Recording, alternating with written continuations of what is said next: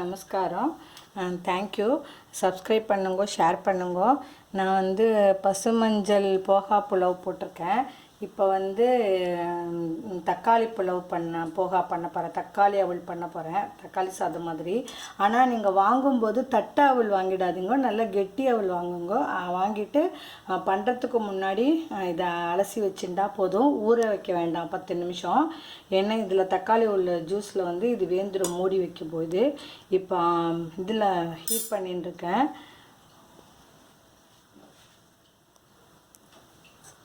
கொஞ்சம் சோம்பு, ஒரு பட்டை, ஒரு ஏலக்காய், 2 கிராம்பு, ஒரு அன்னாசி மொக்கு.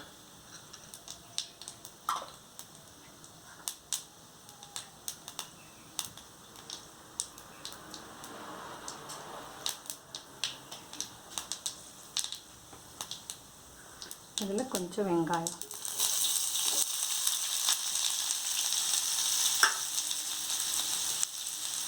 கொஞ்சம் வறுத்த முந்திரி பருப்பு போட்டுக்கலாம்.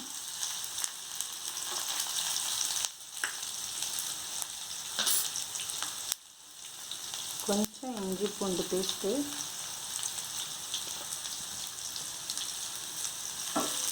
அப்புறமா கொஞ்சம் மஞ்சள் பொடி,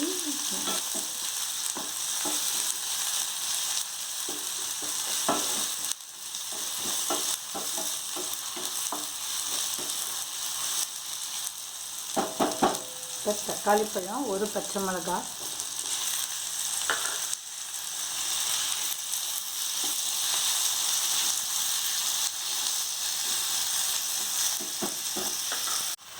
கொஞ்சம் மஞ்சள் பொடி, கொஞ்சம் மிளகாய் பொடி,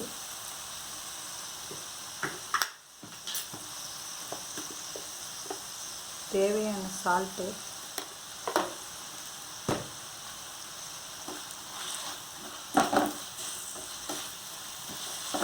இது நல்லா வதங்கட்டும். வதங்குற வரைக்கும் கொஞ்சம் மூடி வைப்போம்.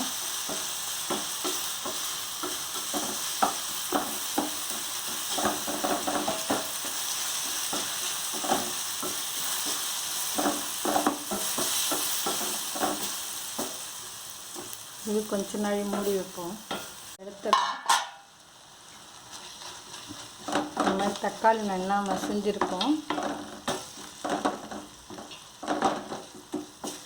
இப்போ இந்த போகாவை போட்டு கொஞ்ச நாள் மூடி வச்சுருங்க. இது நல்லா கெட்டி அவல். நான் இதை போட்டுறேன்.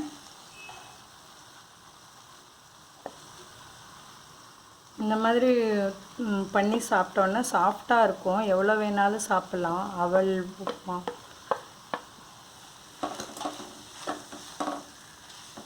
ஆனால் கெட்டி அவலாக வாங்கிக்கோங்க, பட்டை அவல் வாங்கிடாதீங்க.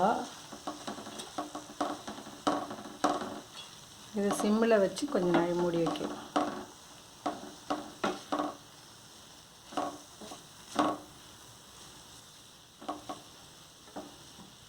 அது கொஞ்ச நாள் மூடி வைக்கிறேன்.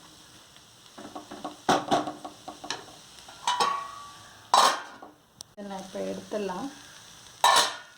கொஞ்சம் கொத்தமல்லி போட்டுக்கலாம். ரொம்ப சாஃப்டாக இருக்கும் அது.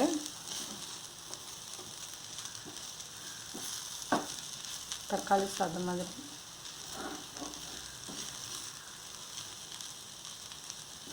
இப்படி இருக்குது பார்த்தீங்களா? அதனால் இது டேஸ்ட்டாக இருக்கும்.